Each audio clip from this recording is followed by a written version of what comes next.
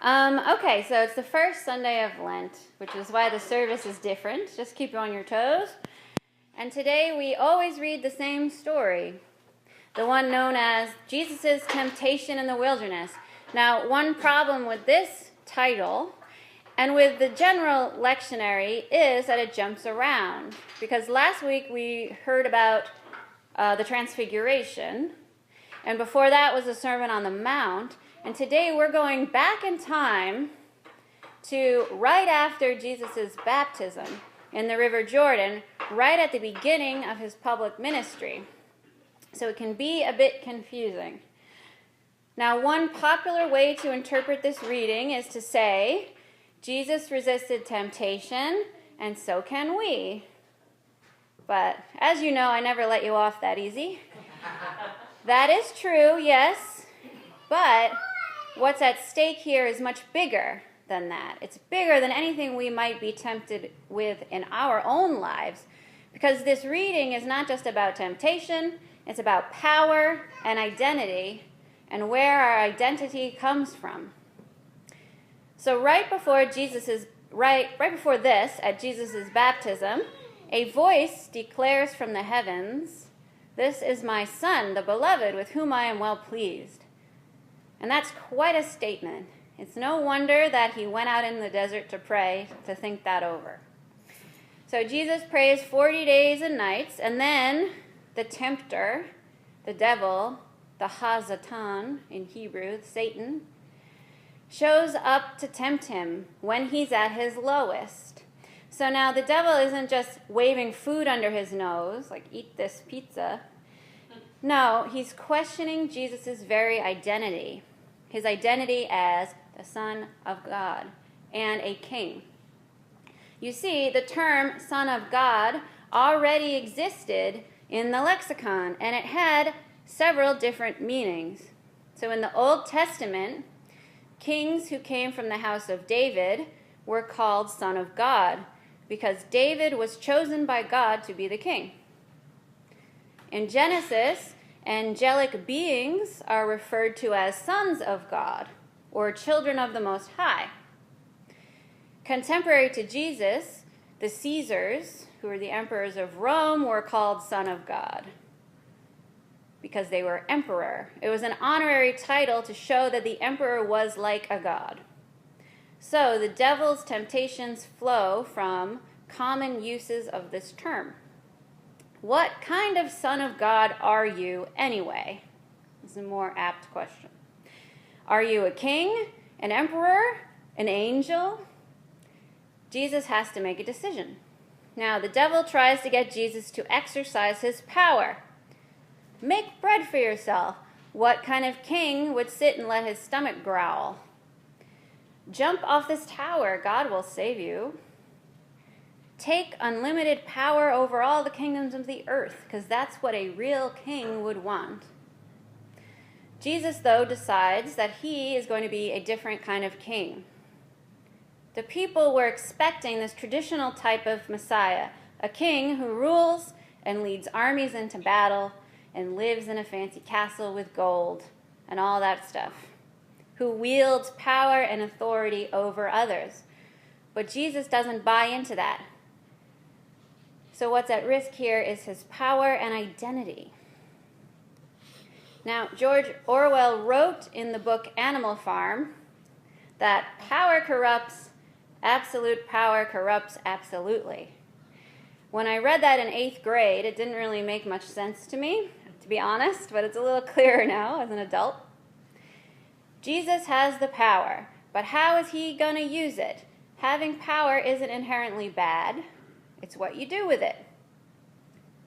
Will he have power over others to oppress and gain wealth for himself, or will he use his power among the powerless?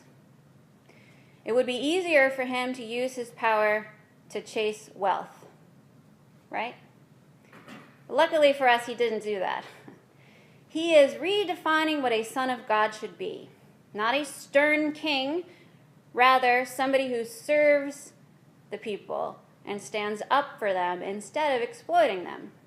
So he chooses in this reading to have a power that does not corrupt, a power that won't turn against the people, unlike the other rulers of Rome. Because Rome controlled everything back then, even the temple. So when he's speaking out against the temple, often it's people that Rome put there to control the population. And they taught exclusion and hate, and they oppressed everyone, and they instilled fear in the people, while Jesus embraced the people and welcomed them and shared with them and ate with them. He was radical in that way. He stood up to Rome and preached love and acceptance, and then he was killed for it. And here Jesus chooses his identity. What kind of king will he be? The devil is here to stoke the fire, to try to cause some doubt in his mind, trying to rob Jesus of his God-given identity and replace it with a manufactured identity. And to bring it into some modern times, this is very familiar sounding, right? We all have TV or radios or billboards or anything that in our face all the time. Our consumer culture is always bombarding us with doubts about our looks, our smarts, our finances, our health, anything. And it's hard to resist this constant barrage, so we can lose our own identity in all the noise. And it's not just in advertisements, but other people too. People can have an image in their head of what they think that you're supposed to be like. And then they project that on you. They try to push it on you. Like, I get this a lot as a priest. A priest can't wear clothes like that. You can't have a nose ring. Or, you're a woman. I get that one a lot too. And I said, yeah, your skills of observation are great. And I said, it's been over 40 years that women can be ordained.